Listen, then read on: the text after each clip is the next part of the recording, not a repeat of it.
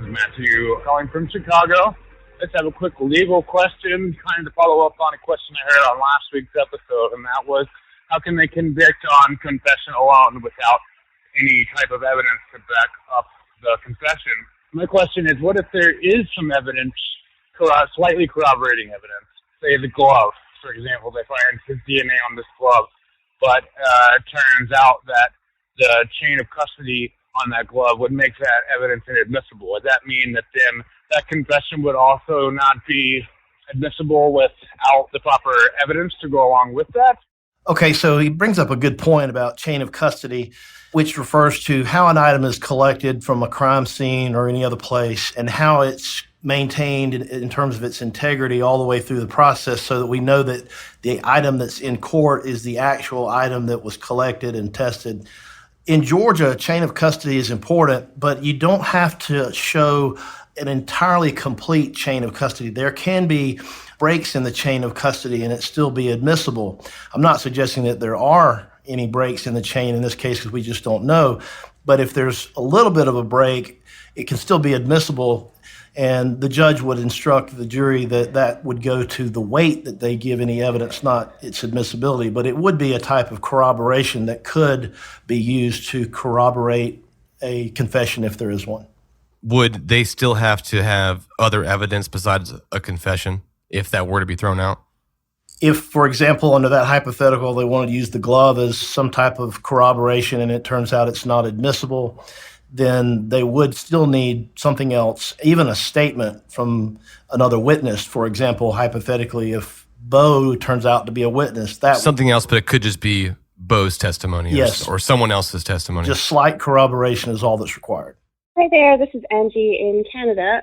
My mind is just blown by the developments in this case, and I think you guys are doing a great job. I had a couple of things that I was wondering about. The first one is, initially it seemed that there was some kind of confession maybe from Ryan, which makes it seem odd that his lawyer would request this gag order in the first place. I'm just curious about that, if there's any reason that there might be a gag order if he's planning to plead guilty to something. And also, I'm wondering if it's possible that there would be any charges down the line for anyone who may have covered up this information about this pecan growth story coming out 10 years ago.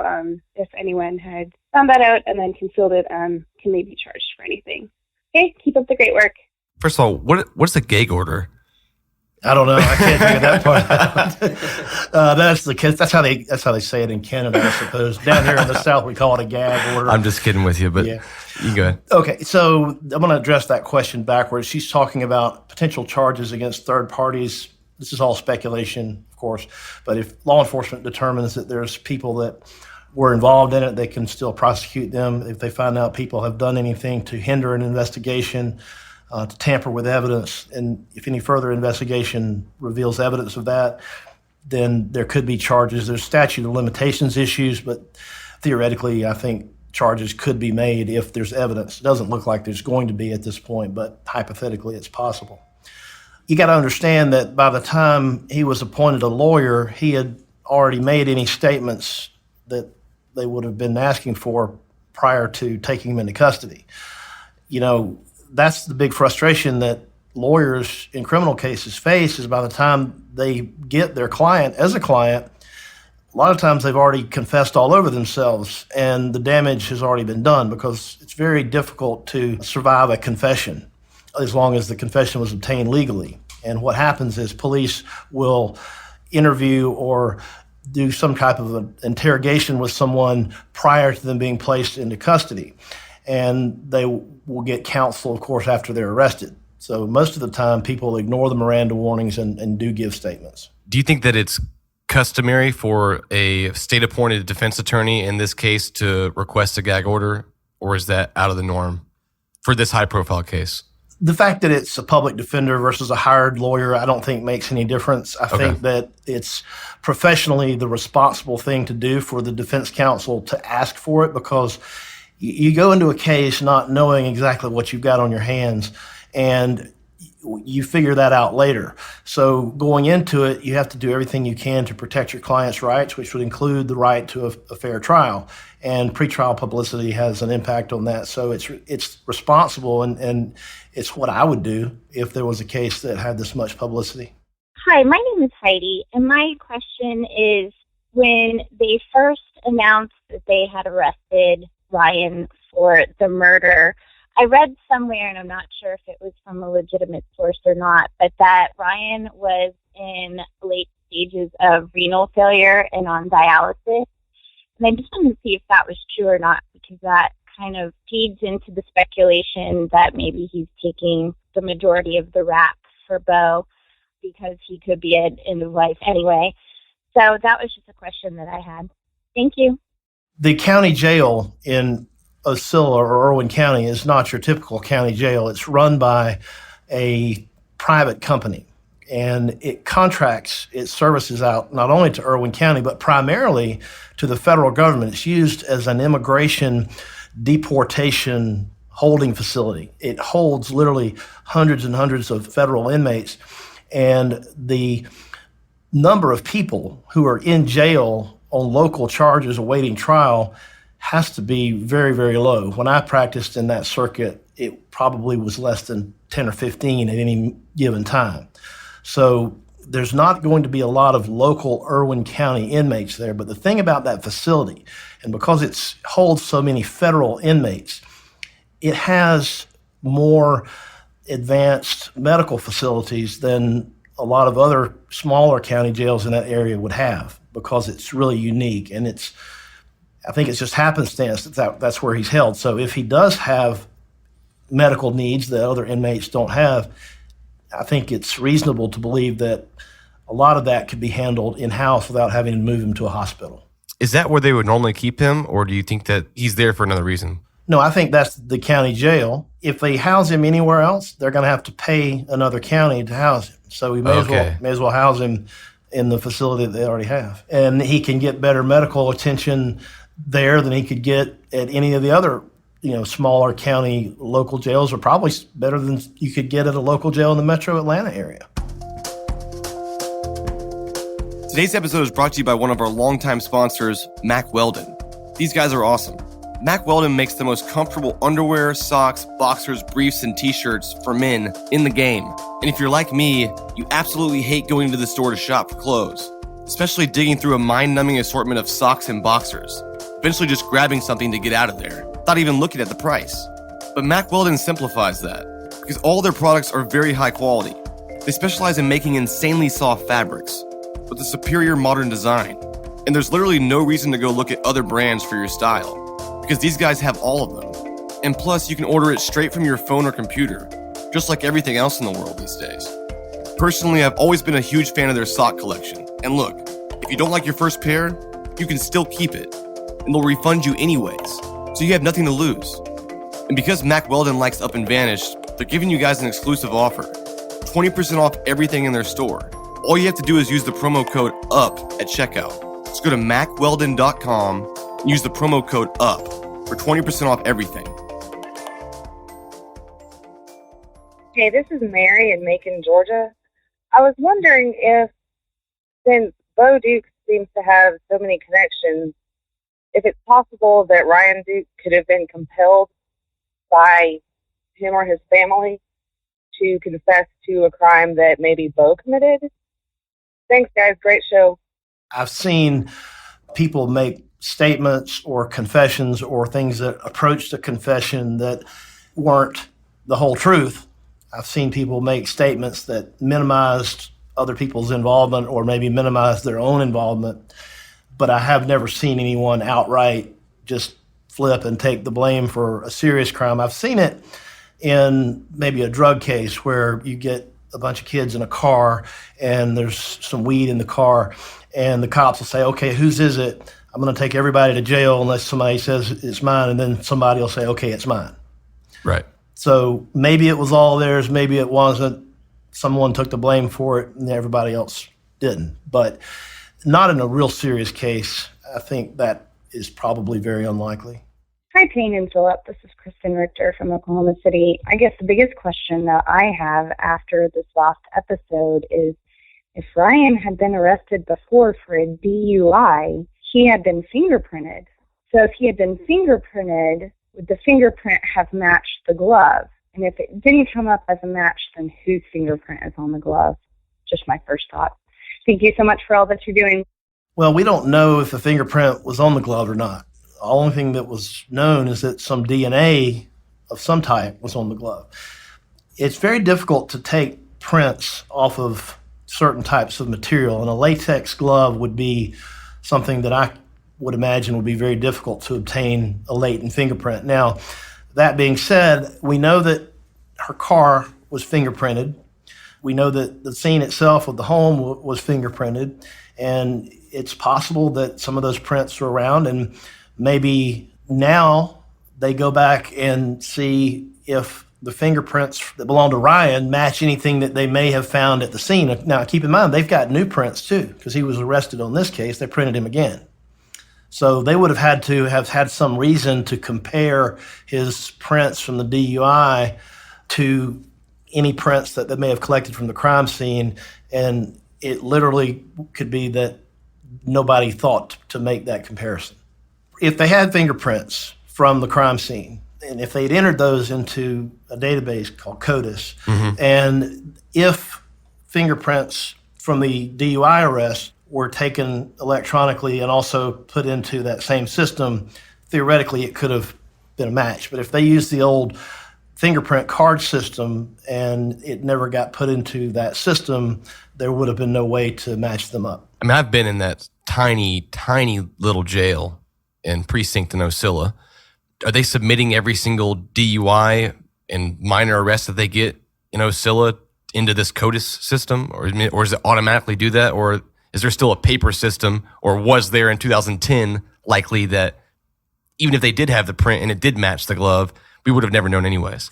Yeah, it would have had to have gone into that system. And if you're arrested and it's using the modern technology and it's all done electronically, then I think it automatically gets fed into that. But unless it went into the system, there would have been no way that the two would have automatically linked up. And we're assuming that they found a print anyway, right, crime scene, and we really don't know that. Hi, Payne. My name is Lindsey, and I'm from Hawkinsville.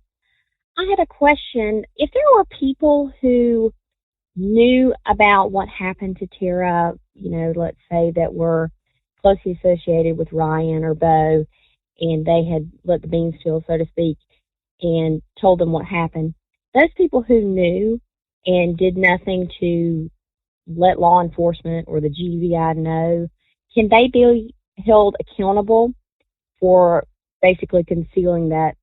No, they can't be held accountable for simply not reporting a crime. They can be held accountable if they lie to somebody about it, if they obstruct an investigation, but they literally can keep that information to themselves and suffer no legal consequences whatsoever. There are certain people, like physicians, for example, who are called mandatory reporters of like sex crimes and things like that. Abuse and... Correct. But just your ordinary person is not a mandatory reporter, and so there's no obligation. Hi, Payne and Philip. This is Elizabeth in California. My question was, outside of speculation, what actual facts do we have that point fingers at Ryan for the murder? Thank you. The podcast is awesome. Yeah, I know that wrongful convictions do happen, and that's something that I'm going to talk more about later, but wrongful convictions do happen, and eyewitness identification is one of the worst types of evidence that is out there, like eyewitnesses to a crime. It's really unreliable. There is a real thing when it comes to false confessions. That does happen. And we also know that people tell lies to the police, and they tell lies to juries. So there's a lot of things that go into it, and we could literally devote, I don't know, maybe a whole podcast episode to this topic, but Yep. It does happen. As far as what evidence is actually there in this case, really all we have to go on right now is the warrants and what they allege, which are fairly conclusory statements. They don't go into a lot of detail. So other than what you've uncovered and what's been released publicly, we don't know what the facts are. Right, and there's been very little, if at all, anything that's been released publicly other than the arrest warrants and the fact that they have been arrested at all and that Ryan has been charged with murder. As far as the facts that I don't have many at all. But nobody has any facts here because there's a gag order in place that is preventing the police from telling you what facts that they have that I think that could prevent some of the speculation. But from what I know to be true and what I personally believe to be true is that Tara's body has been found on that pecan grove, and that story has been corroborated by many people, and it involves Ryan Duke killing Tara Grinstead. I personally think that is what the state is alleging here. We don't have all the details of it, but the state feels confident enough to say Ryan Duke killed Tara Grinstead. I'm just choosing to agree with them. Fashion should not have to cost you a fortune. With Le Tote, you can rinse your look and get new clothes every single day. You can get up to $700 worth of clothing for only $39 a month. Yes, $39 a month. My wife has always complained about shopping for clothes, but she loves new clothes. For the past month, she's been using Le Tote to upgrade her wardrobe, and today she got a new box in, so I gave her a call and secretly recorded her. Sorry, babe. There's this really cool, awesome Levi's skirt. This pair of pants is about to be so awesome. They're like these kind of like classy, slightly stretchy, cool pants, and they just look, I'm going to love them. Is it easier than shopping? Way easier than shopping. I hate shopping, you hate shopping, we hate shopping, but we love new stuff, so this is the way to do that. Take my wife's word for it and go to letote.com. Just fill out your style profile and sign up to get a custom tote delivered right to your door. Then you can wear what you want and return everything in the mail when you're done. Then a few days later, you get a new box. And right now they have a special offer for Up and Vanished listeners. Use the promo code VANISHED and get 50% off your first month. So give it a try. letote.com, promo code VANISHED. Hello, my name is Stephen Ferriccioli. I'm from Brea, California. My question is this. Do you have any idea how long it takes the GBI from the time a tip comes into their phone line to the time they have a resource available to investigate the tip? Law enforcement was receiving hundreds, probably thousands of tips in this case.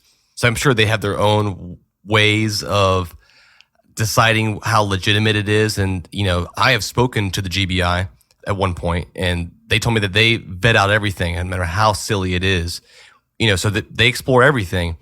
I guess from your experience in the system at all, how quickly do they have a resource to respond to certain things? I mean, if there was let's just use the orchard, for example, the pecan orchard, they were clearly digging out there and they got the information from a tip. How quickly do they swoop in and take care of business when it comes to that kind of stuff? Well, I think the best procedure would be to follow up on the information as quickly as you get it. I think a lot of times tips can be ruled out as being significant almost immediately. If it's something that law enforcement knows not to be accurate, they don't necessarily have to go out and send a SWAT team of folks out to, start rounding up suspects and making arrests. A lot of it they can filter out based on things they already know. If it has anything to it that says it could be within the realm of conceivable possibility, then I think they move on it fairly quickly and get enough information to decide whether or not they need to even go further.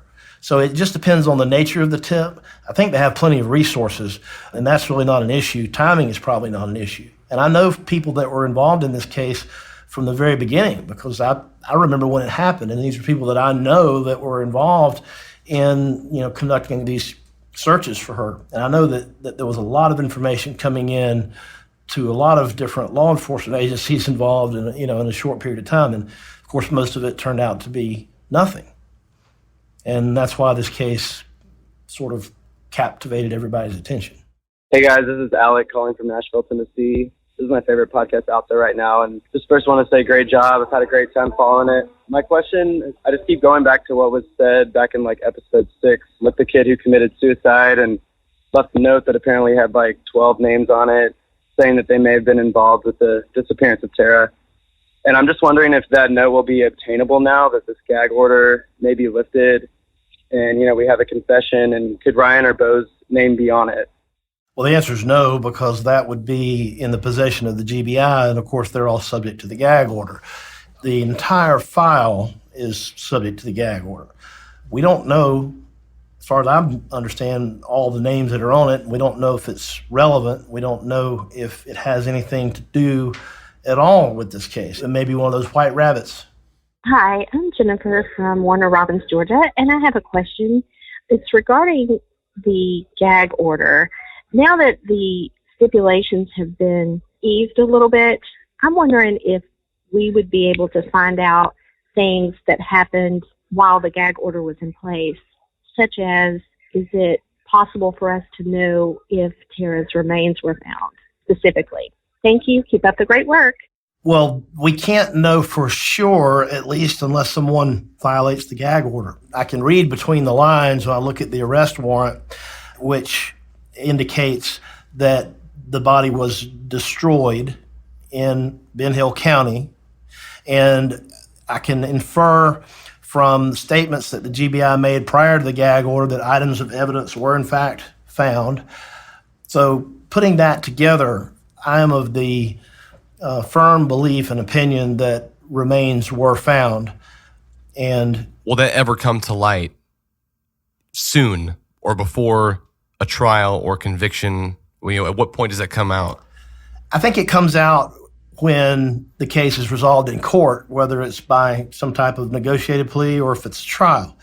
My biggest concern and fear about this case, though, and I've said this before, is that if they do work out a plea deal and they don't want all of the details to be public, even if it's for privacy reasons for the family, you could go into court and you could simply stipulate to the court that there is a factual basis to support the charges in the plea without actually laying out what those facts are.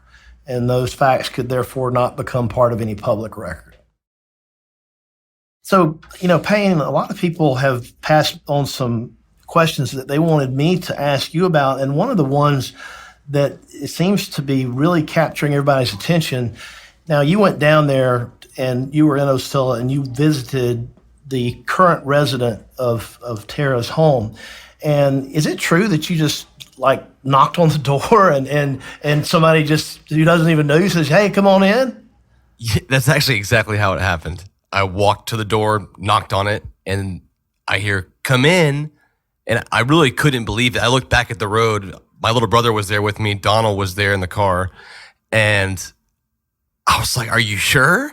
And I opened the door and walked inside Tara's house. So did they look out the window and to see who it was? No, the blinds were shut. There was no window on the door. It was just a completely shut door. There was no way to see who I was. She never heard my voice yet. I just knocked on the door, and seconds later she says, "Come in." And so I just instinctually opened the door very slowly, and it was dark in there. And it was a completely surreal, kind of spooky experience for a second. And, I think I mentioned that afterwards. On the podcast, it was when I saw you go in. That's when I got out of the car and kind of just walked around the yard a little bit and was kind of listening in on the conversation. And yeah. What time of day was this? It was daytime, so it wasn't. It's probably 4 or 5 o'clock. It was, But it was really dark inside the house. It took a couple seconds kind of for our eyes to adjust. You guys don't look like very trustworthy characters. I don't know if I would have opened the door. I know. She could see me. She definitely probably would have let me in there. She had no qualms whatsoever just letting anybody in her house. I thought that was very And let very you walk strange. around and roam and look through the place? I kind of felt weird looking around in there because she was sitting on the couch and she was having some private time with the television, and all the lights were out in there. It seemed like I was really kind of in somebody else's stuff in her house. Well, you were. But yeah, I was, yes. But I did ask her, I was like, do you mind if I kind of look around for a second? It's so surreal being in here. I just had to, I had to check it out a little bit. So I just peeked in the kitchen and kind of peeked around to the other room, which would have presumably been Tara's room. It was completely surreal. I thought I was just going to knock on the door and, they're not home. Let's go. Right. It was, and the weird thing, and this will always stay with me, was, when I walked in, Payne was already having just a cordial conversation with her about the home and about people coming by. And first thing I noticed was she was just, an older Black woman sitting on the couch watching the Andy Griffith Show in black and white. And it was just like a real throwback of just in a time capsule. It was textbook it was movie scene. But yeah, no, she was real polite. She was obviously, welcoming and let us in her home. And said we could come back anytime if we wanted to shoot something there or walk around the property. And she said a lot of people, no one really comes to the door, but a lot of people, she'll catch just kind of driving by or looking at the house from outside. But yeah, we're, I guess, one of the first people to actually knock on the door and, check it out. Now, the question I've got for you, Donald, then is, did she indicate if she was aware of the significance of the house that she was in? Yeah, she was very aware. Yeah, she knew. She knew exactly what had happened there or, with Tara, and didn't seem shaken up by it at all. She was actually very forthcoming about herself and how she was confident that nothing would happen to her. She was basically like, look, I'm ready. If anybody comes in here with some bullshit, basically, I'm ready for them. I didn't use her voice because I never talked to her about using her voice on the podcast. I didn't really put our conversation in there. But yeah, she was really kind of funny about how she had no problem defending herself if someone else was trying to go in there and do something. Yeah, she acknowledged knowing what the significance of the house was and that Tara had lived there. She kind of just said that most people just kind of drive by and stare and look at her like she's not supposed to be in there. And that was us, actually. A month or so before, we were combing the neighborhood and just drove by before Payne had the courage to go to the front door, and she was actually sitting out on the porch. So this was the second time we were referring to us the month prior. Exactly.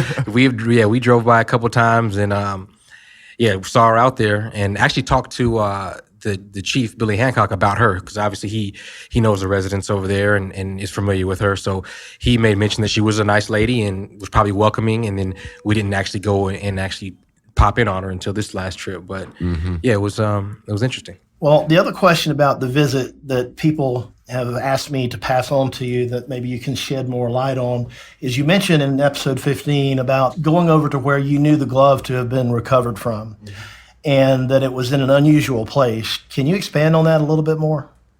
Yes, I mean, from all the pictures I've seen and the descriptions I've had from Maurice and Billy Hancock, and even just seeing the statements made by, Gary Rothwell from the GBI, I knew where the glove was from a sketch or the pictures and sort of looking at Google Maps or even being there from the road and seeing it. But not until I was in the yard and I saw pretty much, what was the precise area that the glove was found. And it just didn't seem to make any sense as to how it would have got there. And I mean that by it wasn't right in front of the door or really in front of the door at all. It was to the side. If the glove was dropped on accident, you would assume that someone was running or walking by. So that person had to have walked or stood right there in that particular spot or was running right through that area. And it just made no sense to me why someone would be heading that direction because, one, it's not a good place to hide your car. The other side of the house makes a lot more sense or directly across the street. And two, it kind of just goes straight into the neighbor Joe's yard. It's almost the longest route to the road. Again, if you were to take that, make a line from the door to the road and, assume that they dropped the glove along the way, it just doesn't make any sense for it to be there. Now, someone could have totally tossed it, but if you were to assume that it was accidentally dropped, it just didn't seem like the likely place. What about weather? Do we know what the weather was like on the 24, 48-hour period when she was missing and before she didn't show up for work? I know that it didn't rain. I don't know if it was windy or anything. I mean, typically it's not extremely windy in Georgia in general. Of course, it could have blown over somewhere, but assuming that didn't happen, which I think is a fair assumption, I just thought the placement of the glove was odd, trying to make sense of it being there from somebody dropping it. I still don't know why they were heading that direction. I mean, they totally could have been, but I don't know why. It didn't seem like it made the most sense. Yeah, it was, if you come out the front door, the closest places to park is either in the carport, which is to the right, or you're going to go straight out the front door across the lawn, which is where I was parked. Either one of those directions is not out the front door and to the left, which is where the glove was found. And if you're going that way, it would be the worst place possible, like you said, to park if you were going to go from that front door to the... Again, and the longest route to the road. Yeah, the longest route to the road. So, I mean, especially if you were carrying a body or something like that and you were trying to be very quick and covert about it, it just seems like there's no cover that going. way. Yes, there's no cover that way either. Like when you go to the right, there's kind of bushes along the side road, and there's the carport. There's a lot of cover if you go out into the right. Out into the left is just there's nothing there. It's the wrong place that you want to go if you're trying to conceal something or hide something. I mean, there was just a lot about the house that you really don't understand unless you're there on the property, driving around, walking around.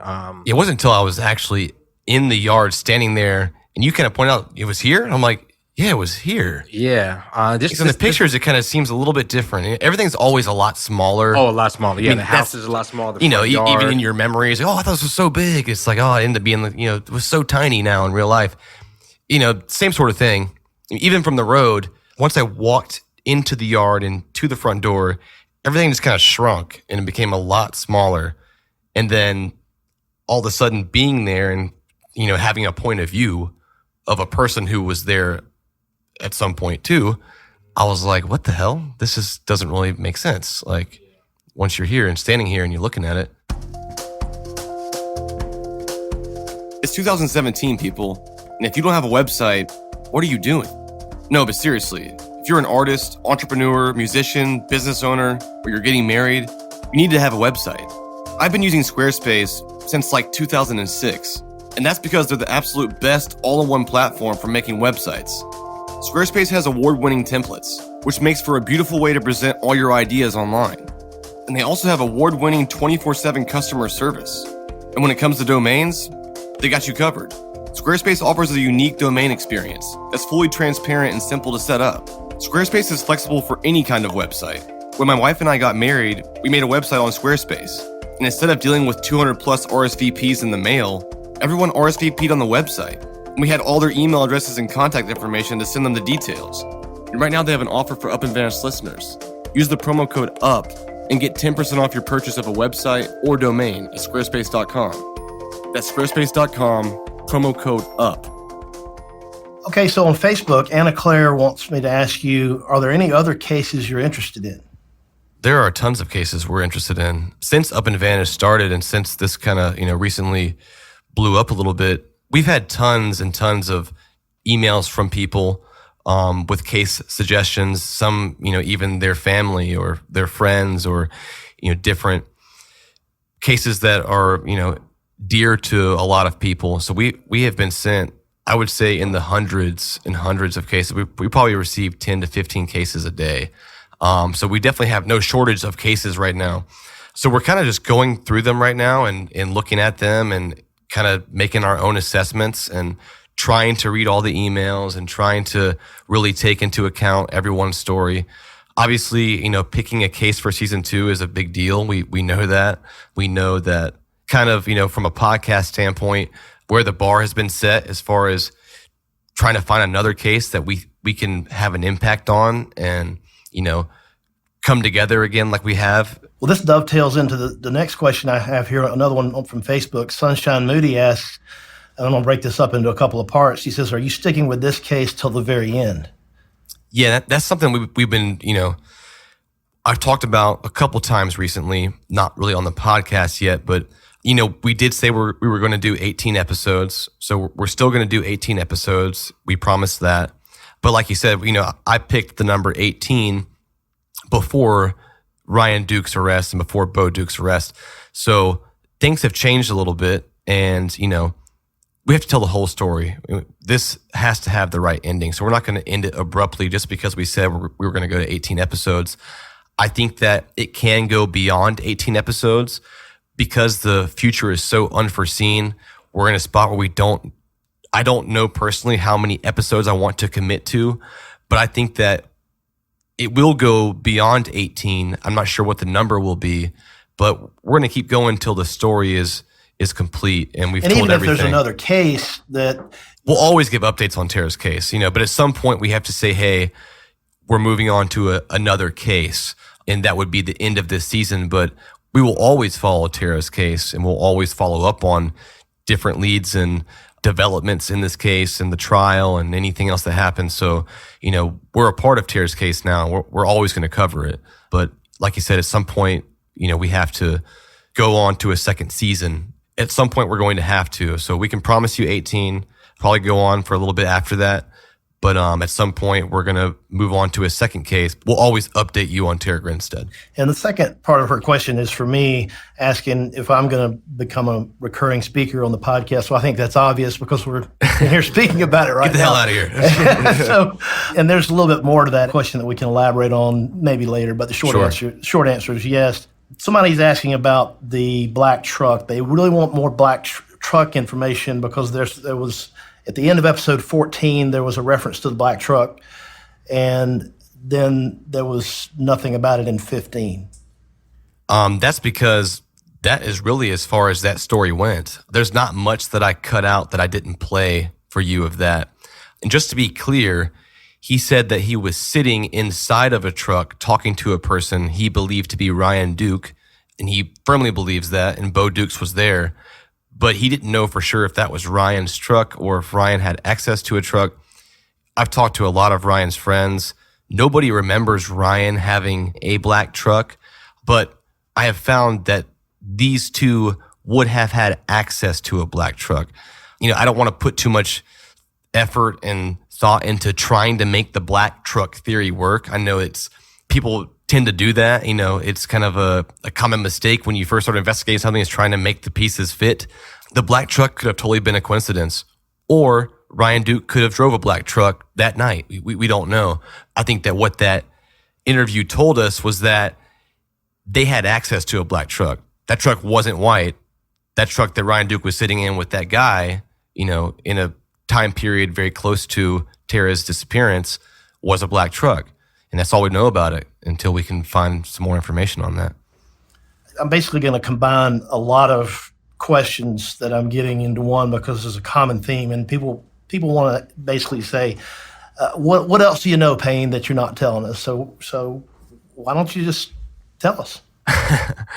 It's not really like that. I mean, of course I know some things that not everybody may know, but the things that I do know, I got from other people. So I think it comes down to, the same reason the GBI would keep their case files closed is the same reason I wouldn't just tell you everything I know as soon as I find it out on one podcast episode. Of course, I have to pace myself, and I'd be lying if I told you it was easy to not just get excited and tell you some information that I think is really important and can really help solve this or lead to another clue. So, it's difficult to not tell everybody everything all the time. But I think that if everybody knew where I was at the whole time in my own investigation, then I would have no investigative edge. Everyone would always know, well, Payne's looking at this right now. We know everything he knows, so he's never going to get to the truth. And from what I've observed, and I think it's important for people to understand, you need to go and confirm and verify things to the extent that you can. You may learn about something on 1 week, but it might be 5, 6, 7 weeks before it makes its way into an episode, even if it does, because you've got to figure out where it fits into the whole thing and into how you're telling the story. Is that fair? Absolutely. Yeah.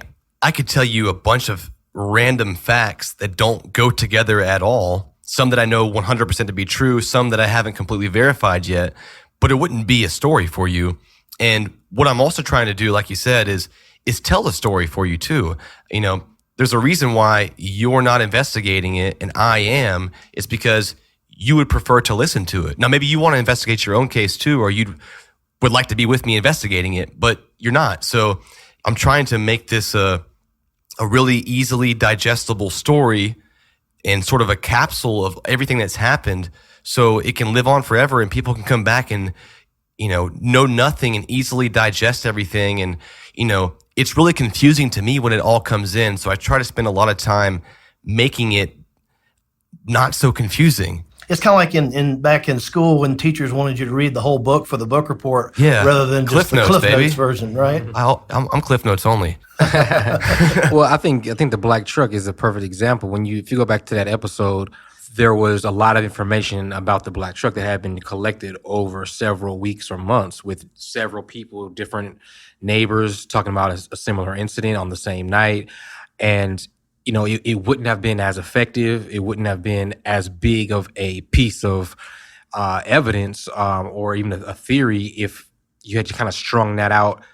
If first time you heard about the black truck, you mentioned it, and then someone else told me about a black truck, and then there's really no consistency with how the story is being told, or like providing people with more concrete evidence versus just everything that at any given time. So yeah, you just have to present it in the right way to where it actually makes sense, for the listening public. I mean, I'll be honest. I mean, in episode 1, like that week, it wasn't as big of a deal. I mean, ethically it would be, but if I had, put out some misinformation. But now it's, there are so many listeners and people who have their eye on this. It's a completely different responsibility that I have. Obviously, that hasn't changed the way I work, but I'm a lot more aware of that. And I'm seeing firsthand the impact that the podcast is having in this case. And what I mean by that is people in this case referring to it and relying on it for some of their information. Obviously, the police aren't relying on the podcast for their information, but a lot of people in the town do.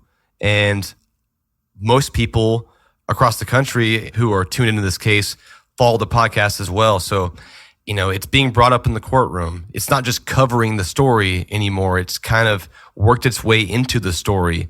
And I fully recognize that now. And I just view it as a responsibility. So I try to vet everything out, and I think about things a little bit differently and the impact it's going to have not only on myself, but the case, Tara, everything before I just go out there and say it. But that's not going to hold me back from saying something that I want to say. I'm just going to make extra sure and be extra cautious and know what it is I'm saying when I'm saying it. And so far I've done that. And that's why some things are slow to come out. And this time it may be a little bit slow. I mean, I've always done that, but it might be a little slower now because this is really in real time. It was in real time, a few months ago, but there weren't people who were arrested. It's fair to say that the arrests that were made in this case sort of changed the trajectory of what you may have had in mind for the direction of the season, right? Absolutely. For sure. Yeah. Yeah, there are things, that we planned on covering from 13 to 18 that will probably never be covered just because they're, dive deeper into persons of interest who we now know were likely not involved, or even other people that, we may end up revisiting just kind of depending on how those stories play out and what else we learn within, how this trial plays out or the information that comes from the GBI. Yeah, what the arrest did, in my opinion, it allowed us to focus in on something now. Because we didn't have the case files, we couldn't make up our own assessment. We couldn't rule anybody out entirely. We did sort of rule some people out in the beginning and kind of moved on past them throughout the podcast. But we never said, they're ruled out. We didn't ever officially rule anybody out, but we never really ruled anybody in either.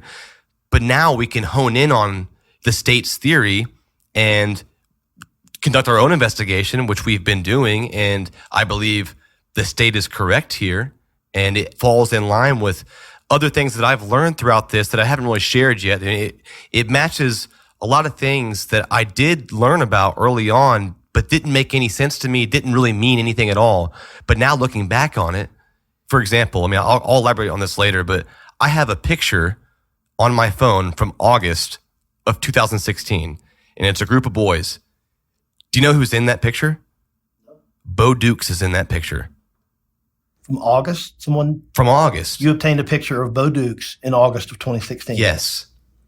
Yep. And I obtained it for a different reason. I was looking at something else.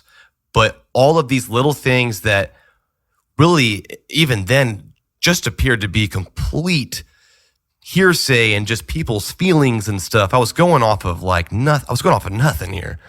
But, I just knew right away there was no way I was completely off. There was no way that this is completely random. And it's true. I wasn't. I'm not saying that I was on the hunt and he was next on my list. I'm just saying that they were never far away. It was right there in your case file too, and you just didn't know where it fit. Exactly. Yep. So that's what I'm saying. So we'll go back and we'll look at those things. And so that's what we can do now. We can focus in on something for the first time and not have to worry about so much speculation. I think also, a lot of people don't understand how real time this really is and how we have to kind of dance around what to say, what not to say, what to use, what not to use. I remember sitting in Oscilla Star, and this is the Friday after Ryan got arrested, and the first time we start hearing about Bo Dukes, probably earlier that day. And so we're sitting there, complete off the record conversation, myself, Payne, Dusty, the mayor happens to just stop by his office, is like, 30 feet away. And he kind of overhears us talking about this entire story that happens to later be 100% true. And the story goes, that this Bo Dukes character who has family ties in this pecan orchard, and that's where the body is and where they're searching. And it sounded, just listening to I'm looking at the mayor's face while we're having this conversation, and we're talking about, hey, do we use his name or do we not use it? That was the big thing we're talking about. He's kind of shaking his head. He's like shaking his head like, this is so far-fetched that, and then the way the information was coming in was through, friends and family and these overheard conversations and these things that turned out 2 weeks later to be completely true and real. So, next time we go to Oscilla and we sit down with the mayor, I'd love to talk to him and kind of get his opinion on, just remembering that conversation. Yeah, in that moment, and I recorded the whole thing, but I only played a part of it in the podcast, but we were there talking for about 5-10 minutes. I asked everyone's opinion in the room. Here's what I have been told. Here's what I believe to be true. I believe that the Bo Dukes story was true. I had enough evidence, in my opinion, to back it up. So my question was, should I mention this on the podcast? Because it was going to be me going out on a limb and saying, hey, here's what I think happened. And it was a think. It was a, hey, I think this happened.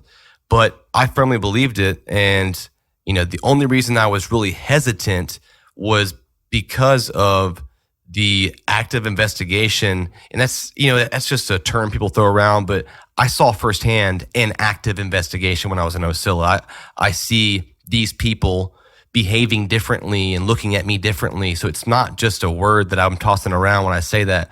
I say that thinking that this is going to have an impact and could possibly change things for better or worse, for me, for you, for them. So I'm like taking all these things into account. And so I asked everybody, I think it was the mayor who said, you've done such a good job up until this point with not delivering misinformation. Is it worth it for you to be wrong and have to retract that statement? And I decided that it wasn't worth it. And so I decided to censor his name and give him the benefit of the doubt. And I don't have any regrets, but he's not getting any more. So.